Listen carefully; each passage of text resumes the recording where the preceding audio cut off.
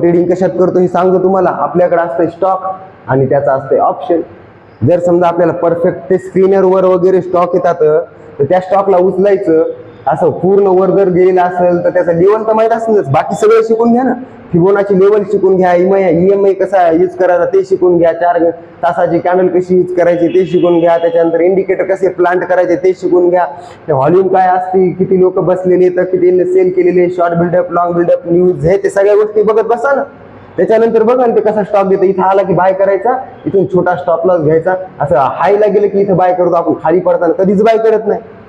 लक्षात घ्या. Stop loss जाऊ द्या, स्टॉप लॉस गेला तर त्याच्यानंतर तुमच्या लक्षात येईल की बाबा हे 100 रुपयाला समजा इथं गेलेले आहे आणि फिबोनाची लेवल किती असते, पहिलं 61 रुपये, सेकंड हे जस्ट सांगाल तुम्हाला, याचे वेगळे लेवल असतात बरं का. त्याच्यानंतर 50 रुपये, त्याच्यानंतर किती असते 38 रुपये. हे असं आलं इथं बाय करत चला ना तुम्ही, तुम्हाला पैसे कसे उरत नाही.